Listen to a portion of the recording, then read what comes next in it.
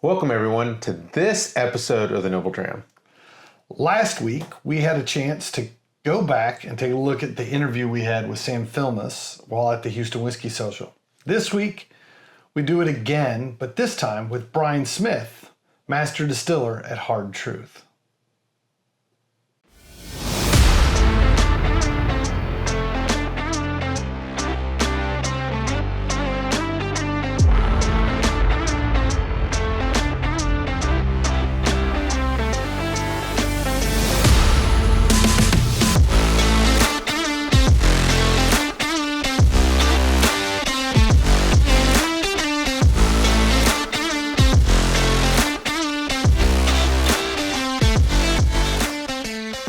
Welcome back, folks.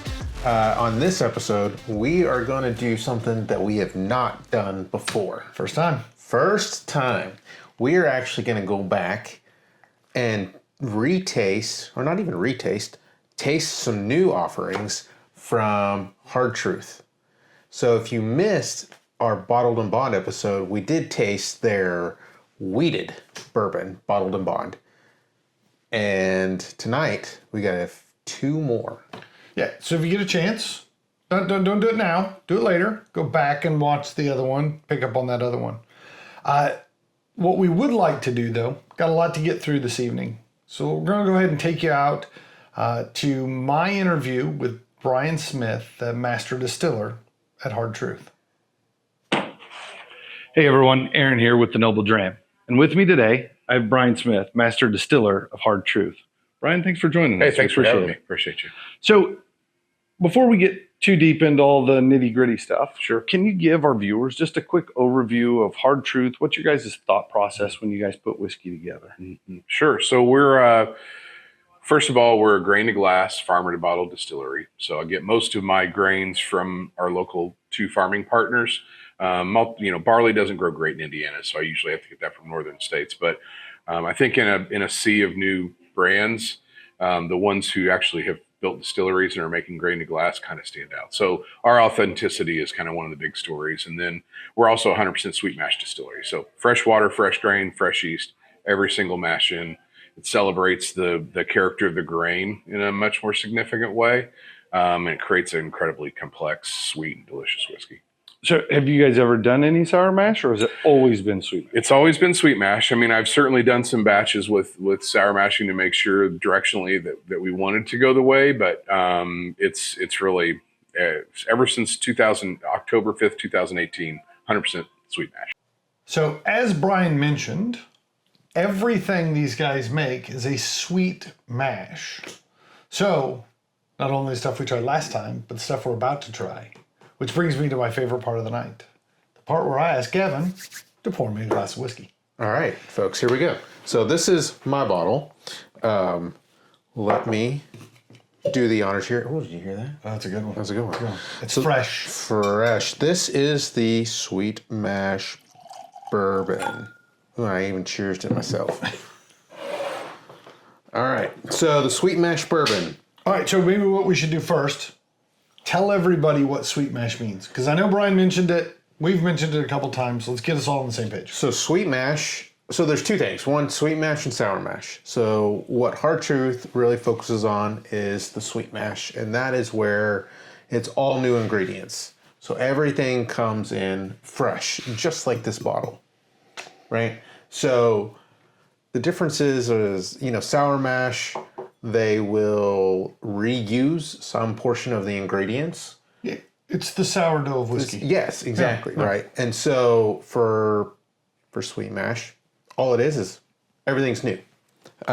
So on this bottle, we are at a 73-19-8. So 73% corn. Gotcha.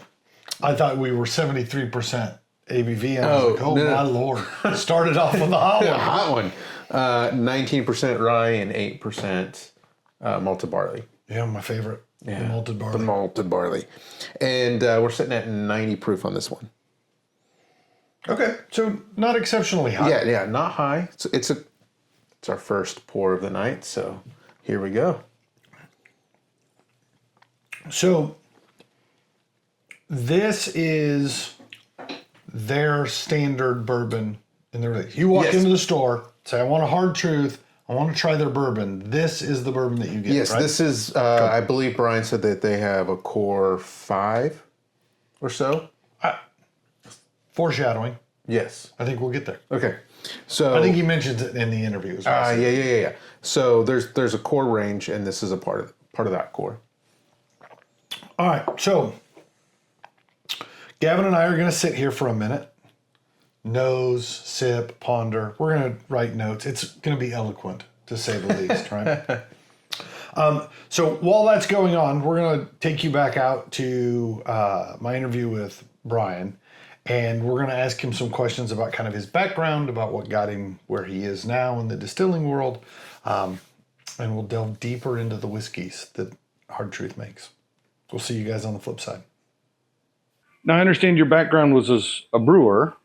Started out Before in the brewing distilling. side of the business, yes. So talk to us a little bit about how you take that experience as a brewer and when you go to create the wash, Yeah. and how that then ultimately becomes good distillate and then eventually becomes good whiskey in the bottle. Well, so I can tell you that my experience as a distiller now fully eclipses my experience as a brewer. I wasn't a brewer for very long.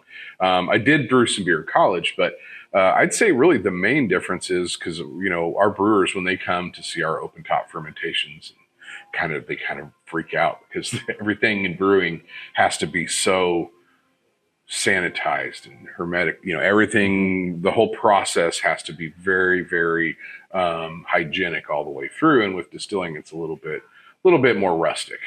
So my point is, I think if you can tackle and become a really great brewer, distilling's a pretty easy step. Yeah. Good. Yeah. So you talked a little bit about Hard Truth being grain to glass, kind of sustainable in thought process. Can you walk us through what do you guys do? Because we come from the construction industry, and a lot of times the question is, how do we reduce the amount of material we need? But more importantly, how do we reuse the waste that we have? Right. So talk a little bit about what you guys do with your stillage. Yeah, it's a nonstop rolling challenge because the reality is you need a good farmer partner who can either make a business out of your spent stillage by using it to feed cattle or sell to other farmers to use for cattle. Unfortunately, where we are in Brown County, there aren't many cattle farms. So it's been pretty challenging for us to get a reliable spent grain flow going out, because if we don't have someone picking it up, we're shut down. It accumulates pretty quickly. We run a continuous still. So, we're creating about 12,000 gallons of spent stillage every 24 hours. It's a lot. All right, welcome back, everyone. So in your interview with Bryan, Okay. y'all were talking stillage. Yeah. Can you tell everyone out there what that is? Are you going to tell me that not everybody who watches our podcast doesn't already know what stillage is? I tease. So stillage is the byproduct of both brewing and distilling. So you steep grains for a period of time in hot water to try to leach out as much of the sugars and starches as you can. Kind of like oatmeal. And you're left with grain husks and shells and that kind of stuff. And so you end up with some sort of what we refer to as spent stillage that's in solid form. Solid might be a rough way to word it, right? It's still pretty wet. And then you run your fermented distiller's beer into your still, and out comes alcohol. Well, it leaves a whole bunch of other stuff, right? Predominantly water, right? But it's protein enriched. It's got a lot of other stuff going on in it. And so it's fairly common that your distillery tries to figure out who they can feed the grain components to. Typically animals, not people, but because it's really high in protein, it's got a lot of the sugars kind of removed from it because that's what we've pulled out to make alcohol. And then also you take that water that's left over in your still and you use that to irrigate crops and stuff like that, trying to reuse stuff as much as possible. And that was really where Bryan was going, saying just struggling to find somebody around that needs enough of it because of how much they make. The challenge tends to be is stillage is really high acidity, which means it's not real stable. It tends to break down and start to rot quickly if you're not careful with it. So it's a real challenge for a lot of distilleries. All right. Whiskey in the glass. Whiskey Sorry, in the glass. sorry. We started nerding out there a little bit. Sometimes you get to be close enough with somebody you can finish each other's sentences. But in this instance, we're starting each other's sentences at the same time. All right, so on the nose, let's recap. We're tasting Sweet Mash Bourbon from Hard Truth. That's correct. On the nose, this is drinking like 90 proof, right? The nose is nice and soft. You don't feel like you're getting kicked in the shin. You're not being overwhelmed. I got a very soft, kind of almost creamy aroma. It's got a sweetness that reminds me a bit of caramel, but I won't say it's quite like when you think of caramel toffee and stuff of that nature. It's not that rich and dark. It's still a fairly light caramel aroma to me. Okay. I mean, can't argue with most of your descriptions because I was cheating off of you. Oh, That's you how did? I got them the same. I also put caramel. I also included creaminess, almost like a pecan pie. There's a bit of It's got a bit of that sharpness of a pecan, but not a lot. It's got a lot more of the creamy sweetness side of pecan pie than maybe the bitter pecan across the top. Right. No, I'm with you. So right before we started filming tonight, I had a pecan milk chocolate caramel treat. All right. So And- there's a problem here. Uh-oh. Because I don't recall you bringing any of those in when you came in, or you robbed me of the chance to have what sounds delicious. It was delicious. Maybe another day. All right. I mean, I'll see you again. yeah, I'll see you down the road. So maybe that's clouding a bit of. No, I mean, but it is. I did not have caramel chocolate pecan treats before we started, and I picked up a lot of those same notes. So, So on the palate, do you find it deviates, or does it just kind of stay in that lane of soft caramel? I think it stays in that vein. I think there's a little bit of a cherry note that shows up in it, and I think there's a bit of a toffee that could kind of come through that. Yeah. So I get Cracker Jacks. Cracker Jack. Yeah, I get that caramel. I get that popcorn.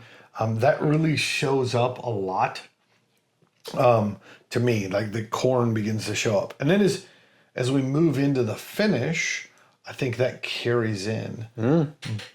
But I'd say the finish actually shows up with a little bit more oak. In a good way, sweet oak, not that drying, right? I left my mouth feeling oily, right? And then I get almost some fruit notes. I wrote down like walking through an orchard in the fall, right? Where that smell of fresh fruit on the vine, or maybe even like a poached pear. I know that makes me sound bougie when I say poached pear. It does. It's what I get. I'm sorry. Fancy pants over here. No, I got vanilla, a bit more of that oaky flavor on the finish. There's a slight pepper spice to it. And I think it actually lingers a little bit more than I was expecting for a 90 proof. yeah, the finish is longer than I thought it would be too. Yeah. But overall, beautifully smooth. What I would classify, our friend Bill would refer to this as a porch pounder. You could sit and drink this. Yes. You could drink it most of the day. Not all the day. You'd eventually catch up with you, right? But quite a bit. All right, so we do numbers, and you're a stickler for rules. Oh, man. All So right. since you presented the bottle, I Yes. have to present a number first. Yes. So I like this one a lot. Again, I think this is quintessential get you into drinking bourbons. It's soft, it's smooth. There's nothing off-putting about this at all. It's really enjoyable. I gave this a solid 83. This is definitely in the Ooh. own a bottle category for sure. All right. All right. Did you write 84 down? I did not.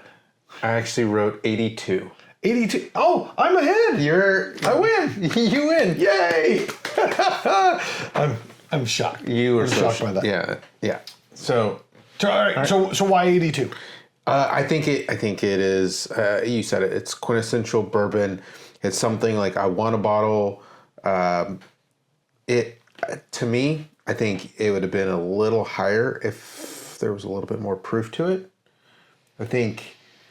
Yeah, I just want a little bit more. Doesn't have to be a lot, but just a little. I worry that Smidge. more proof would cut down on some of that softer caramel kind of thing that I'm enjoying in there, right? Like if it amplified it, that'd be amazing. But it always makes you nervous if you start dabbling with proof and what does that do to the flavor? Yeah. All right, so 83 for me, 82 for Gavin. We're going to kick it back over to my interview with Bryan for just a little bit as Gavin and I kind of regain our composure and get ready for the next bottle. But hey, we'll catch you guys in just a second. See you there. So you guys have gone through some pretty significant expansions just in the last couple of years, right? Yes, yes. You really increased your capacity. Yes. In a market where everyone keeps talking about things slowing down, Right. how does a smaller, more craft distillery like yourself, how do you gauge production in an effort to understand future demand? Yeah, it's really a very complex kind of 4D chess crystal ball situation. Fortunately for us, while we are still emerging as a brand, we've always viewed where we want to go and what we're building is really to become the next American heritage whiskey brand. So we never really put ourselves in kind of that craft box. I didn't want to create an overly niche whiskey. I wanted something that really could connect to people and that we could scale. So everything on our property is built for the next and the next and the next level of expansion. I would say that our authenticity story and really the quality of the liquid is what's helped us to make it through this kind of challenging squeeze and still be in a growth trajectory. So, and we're also nimble, we're privately held. So if I need to, stop making whiskey for a little bit or slow down, we can do that. We just have to, look at 2031 and 2032 and what the effect will be then. For sure. Well, I hate to interrupt the interview. I was enjoying that. I was too, but you know what? My glass is empty. Yeah, I got just a splash left, but I think I know what to do to fix this. Can you help us? All right, I'm going to set this over here. I don't know where else to put it. All right, so let's do bottle number 2. One of my favorite parts of the evening. Bottle number 2. I actually like bottle number 1 and bottle number 2. It's hard to pick a favorite, right? All right, so tonight's bottle number 2, we're tasting the Hard Truth French Oak Harvest Rye. Whew, that's a mouthful. Yeah, it is. I skipped the Sweet Mash because I didn't think it was that important. All right, so this one is a fun bottle in its grain profile. This follows. Oh, thank you, sir. Sure. Thank you. I was parched. Cap that back up. I don't want you to wither away on me. So this bottle, this grain profile used in this bottle first showed up in their original Harvest Rye, which came out in the fall of 2023. So this has been now used a handful of times. This French Oak one, though, is a specific limited release that was part of a 4-part series of collectible bottles, which I think is a funny way to word it. I'm planning on drinking it, right? But the idea Who was... collects whiskey? There's a lot of people who collect whiskey, and they should be ashamed of themselves. You should drink whiskey. Drink it. Yeah, my wife often refers to me when we're meeting new people. She's like, "Oh, he collects whiskey." I was like, "No, I'm a connoisseur of whiskeys, because a connoisseur drinks it. A collector just lets it collect dust." All right, so they did 4 different releases as part of this that were all different specialty barrel finishes. But really, what's cool about this is its tie to Indiana. So we mentioned this before. These guys are out of Nashville, Indiana, not Tennessee. And this one's grain profile comes from all Indiana grains. So it's Indiana corn and it's Indiana rye. About a 72% rye, 28% corn. So again, rye whiskey, but all Indiana grown. Okay. It's Indiana on Indiana on Indiana. Wow. Well, all this Indiana talk kind of reminds me of a song. Which one? So I pulled up the lyrics over here just a little bit ago. Here, I'm not gonna try to recite it word for word. I want you to sing it. Yeah, you want me to sing it? All right. So the lyrics in my head was, she grew up in an Indiana town, had a good-looking mama who was never around. But she grew up tall and she grew up bright with them Indiana boys on an Indiana night. So I've never been to Indiana, but I kind of want to meet this gal. Yeah. So I think the song you're referring to is Mary Jane's Last Dance. Yes. So it's funny you should mention this, because this bottle was a collaboration with a very famous musician's son. Oh, really? Okay. And I know what you're thinking. What was Tom Petty's son's name? I haven't the slightest clue. This is a collaboration with Hud Mellencamp, Like, son of the John the Cougar Mellencamp. what? Yeah. Yeah. Man. So, as it turns out, the story goes, evidently Bryan and Hud Mellencamp and the other partner in Mellencamp whiskey, they all grew up on the same street, same block, same neighborhood, something like that. So these guys have known each other for years and years and years, and they wanted to get into the whiskey business. Bryan was getting into the whiskey business, and they decided to do a collaboration. So this was a collaboration with Mellencamp whiskey made by Hard Truth. Wow. Yeah, That's pretty cool. It's fitting you came up with music lyrics. Oh, man. To throw it out there, Jack and Diane is one of my all-time favorite songs. Hard to argue with that. So, you know. I'm trying that. So I'm not a huge music guy, or at least I like music. I just don't know the names of songs. But wasn't Pink Houses? Isn't that also Mellencamp? Yeah, I think so. Yeah. All right, so I know one. Hey, look at me. Look at me. Something like that. The question now is, we need to cut back to finish up some interview, right? We got several more questions we really want you guys to be able to hear. But in the interim, we're going to enjoy this, and we'll let you know what we think about it when we get done. Let's talk a little bit about the whiskey you guys make. Yes. Walk us through standard Hard Truth product offerings, and then maybe some of the fun specialty stuff you guys have been doing. Yeah, sure. So we've got we call it our core 5, and it's 2 ryes and 3 bourbons. So we've got our Sweet Mash Rye, which is the first whiskey that we released to the market, which is a 94% rye, 6 malted barley. We typically release that at cask strength, which is usually around 110 to 120-ish, which is what's in our glass right now. And then we've got our High Road Rye, which is more of a Maryland or Kentucky style rye. It's got some corn in the mash bill. And that whiskey really plays nice down in that 93 proof range. So at that proof point, we can really offer that whiskey at an affordable price. So for example, it's $40 on the shelf for a true authentic grain to glass whiskey. And then we have our standard Sweet Mash Bourbon. We've got a wheated bourbon bottled in bond and a 4-grain bourbon bottled in bond. So that makes up our core 5. And then outside of that, I play a lot in the, on the perimeter with barrel finishes and unique mash bills, utilizing some toasted or dark roasted grains for like using chocolate malt that you'd use in a beer for whiskey. So I've got all kinds of fun projects in the background.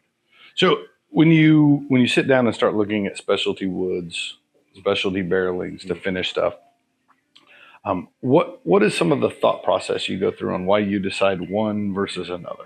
Well, I saw your book, your little book that you have. So I've got a little book that anytime I have a little seed of an idea, I start writing it down. So fortunately or unfortunately, I don't know that I'll ever get to everything that's in my book.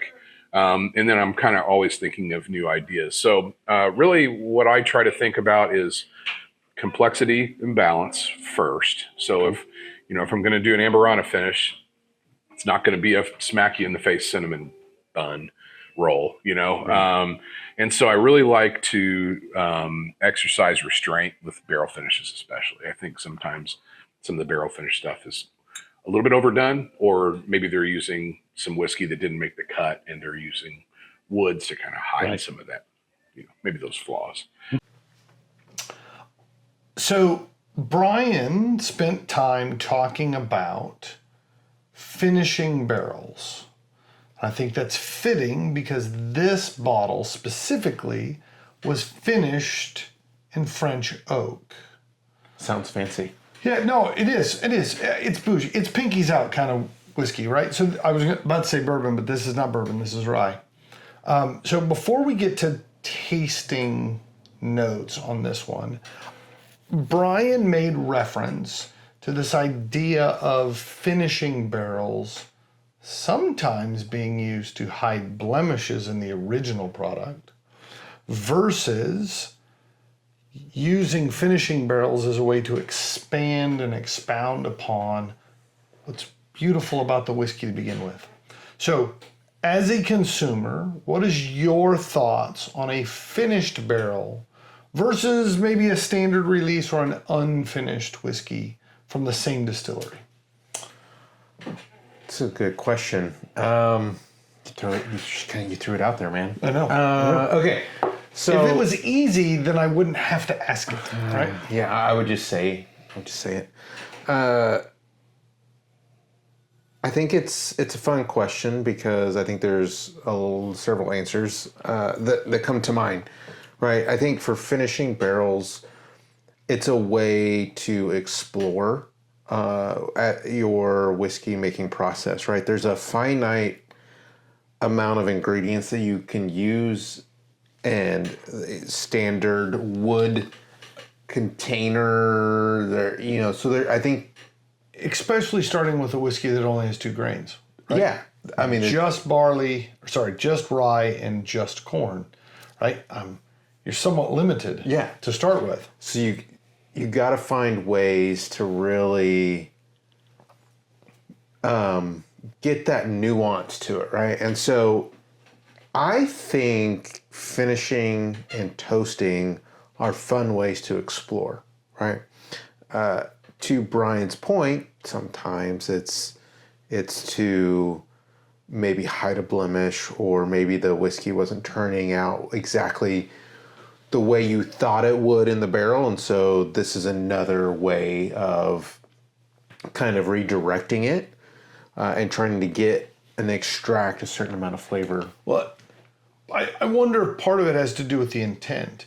If you went into production saying the goal is we're going to do this and then we're going to move it to this barrel because I want to add what this wood finishing will include, I think that's different than when we made a whole bunch of standard stuff and these didn't quite round out the way we thought they would. Right. So what we're hoping is if we go put them into an old insert here, right? We put it into a sherry barrel or a rum barrel or a tequila barrel or whatever, or we go grab a old Chardonnay barrel or a whatever. And what if we put it into there? See if that doesn't fix it. I think has a bit of chasing bad with good, right? I think part of this is understanding the distillery. Yeah. Right?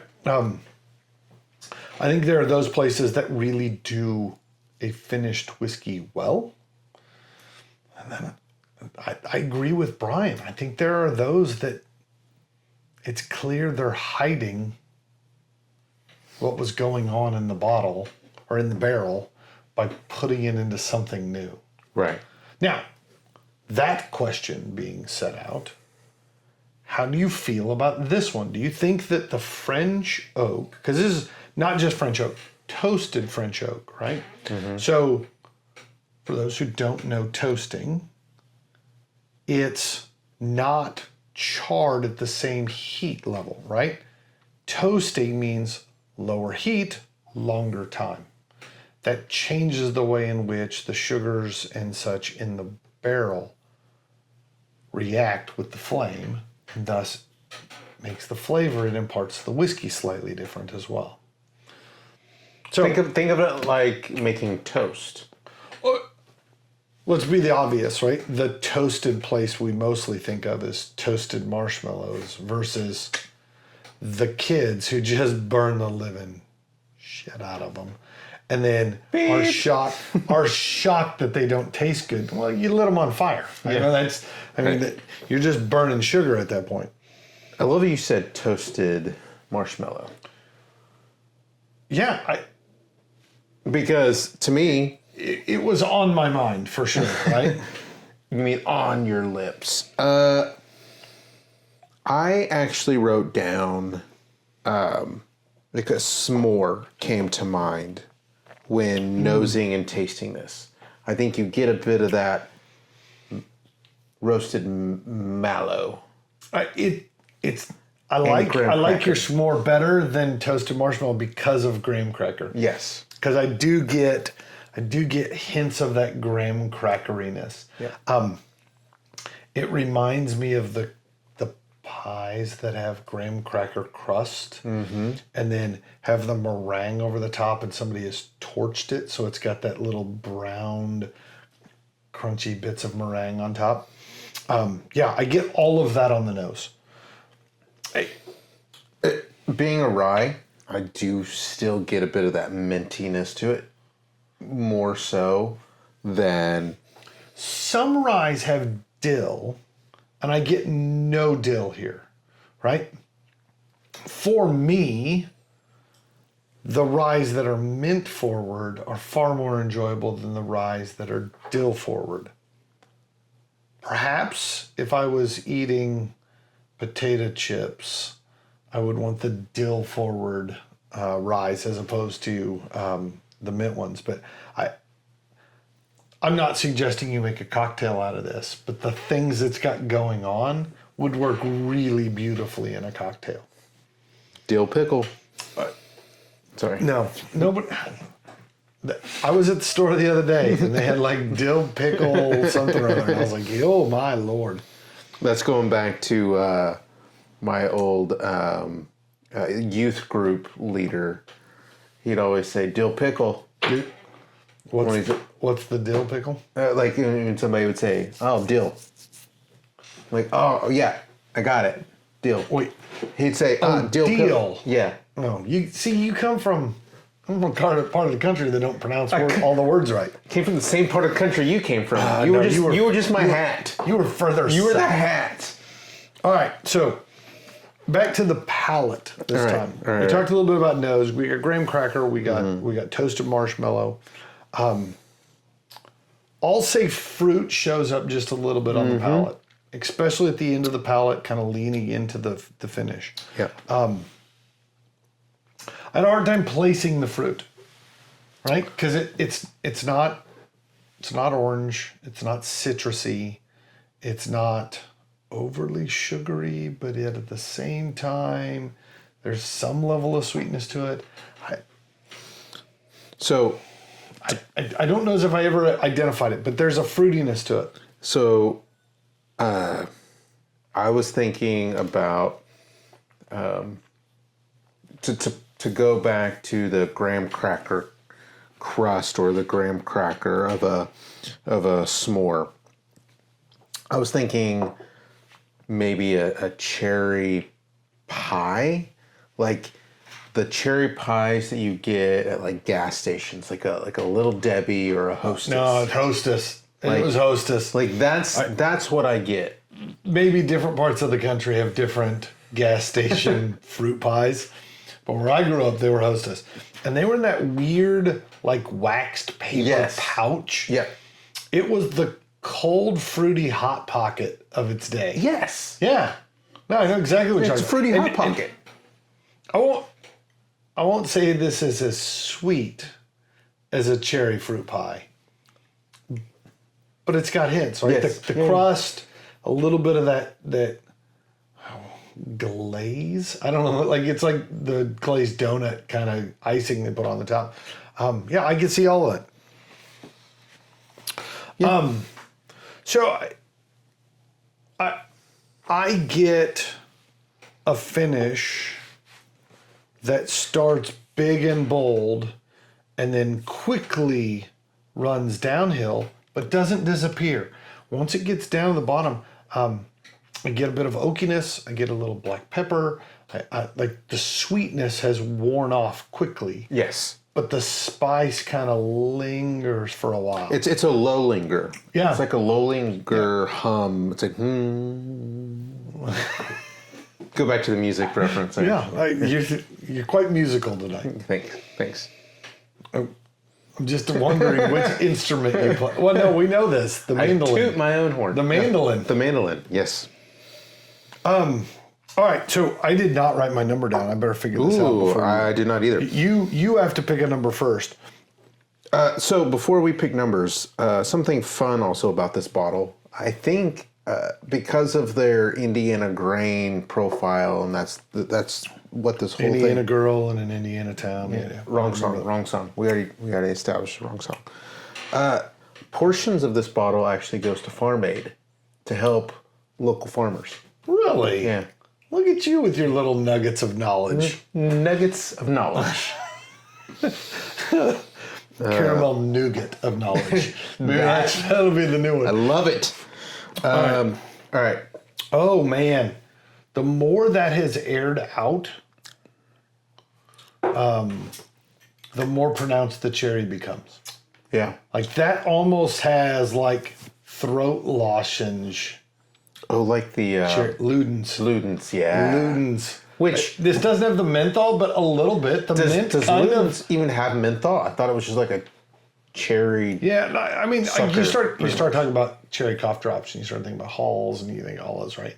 Like this has got a little bit of mint, which I know is not the same as menthol, but it kind of mimics. They play in the same ball or in the same sandbox. Yeah, Well, I got my score. You got yours? I wrote mine down. All right. Hold on, I put an A next to it, so I'll remember that it's mine and not yours. Yeah, even though it's your notebook. No, I write your number down too, so when I go to do editing, I can type in what you wrote. If not, I have to listen to the whole thing over again. It's horrible. episode. All right. It's horrible. I don't know how people do it. Please do. All right. Please continue. I'm setting at an 85 on this guy. Really? You went up Yeah. from 1 to 2. Very close to the same. I'm actually at an 82. I wavered. teetered. Right. teetering. I'll say in general, I think what I'm finding in my own palate is that I think I tend to lean bourbons a little more than ryes.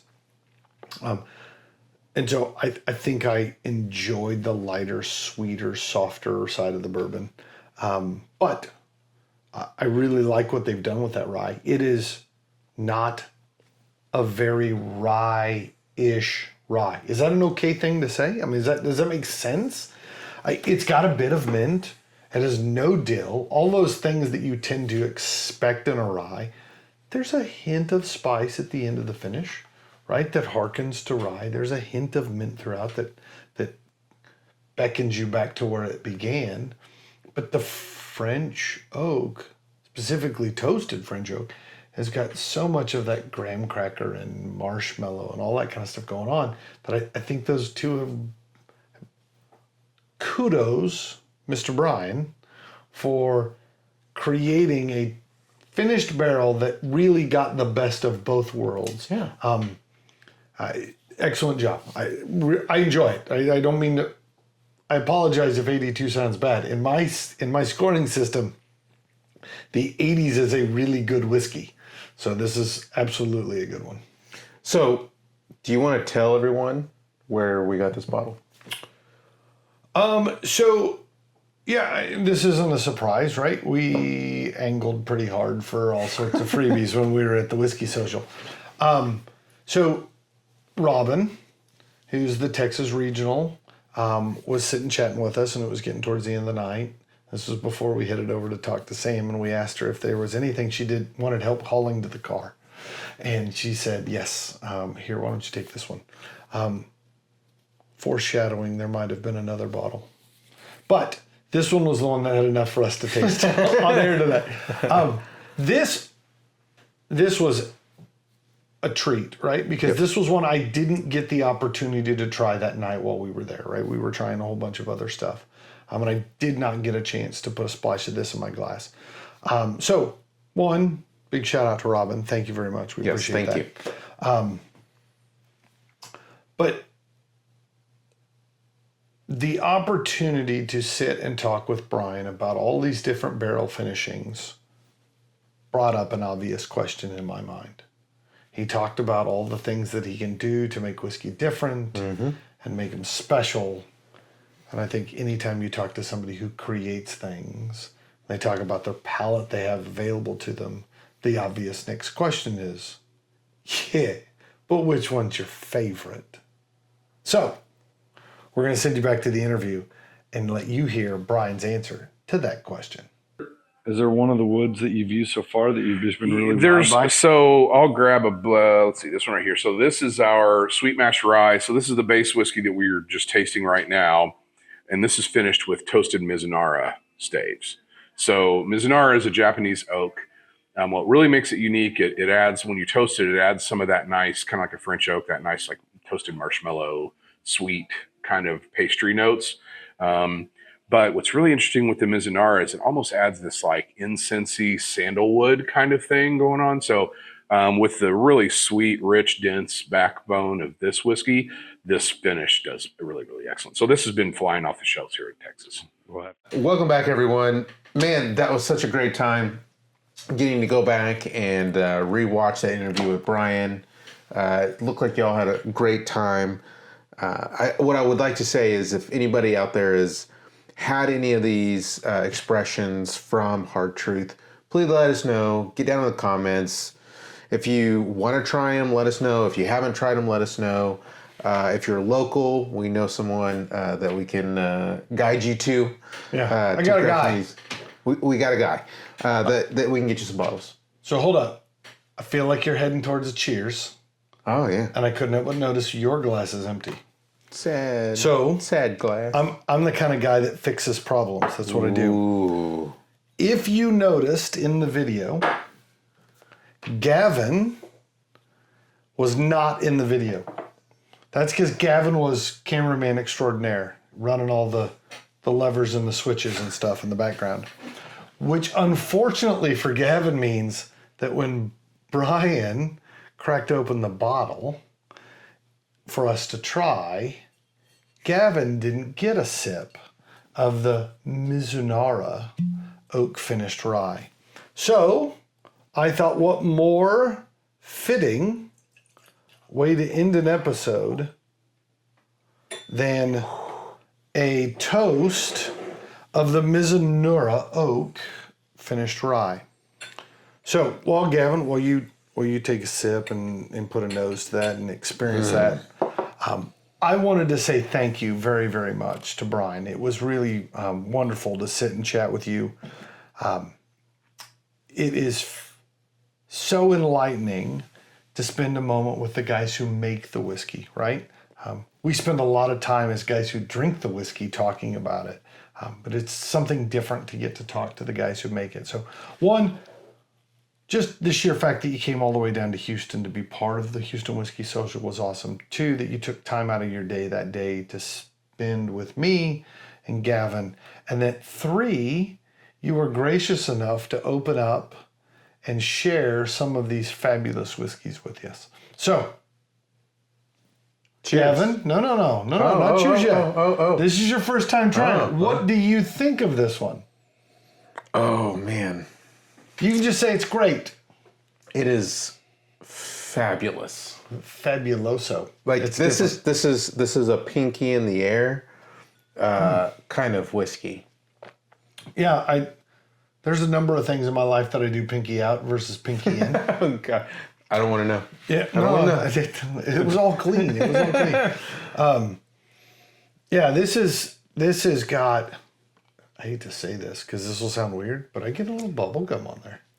That's not weird for me. No, it's got that kind of sweet bubble gummy sweetness to Yeah. it. Like, it's delicious. Yeah, I can't disagree with that. All right. No scores for this one, though. This one was not one of the two. We're just going to enjoy this one as we ride off into the sunset. But what I would say is go get this bottle and let us know your score down below. Sure. I'm hoping higher than an 84. Or an 85.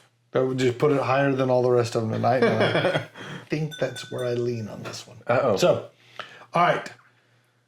To all of our Noble listeners out there, cheers. And Slanjava.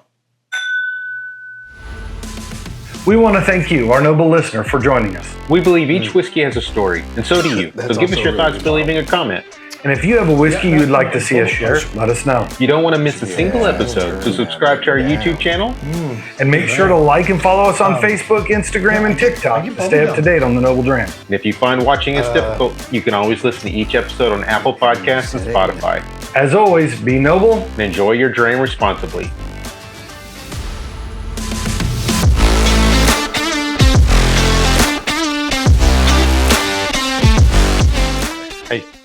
Cheers, everybody out there.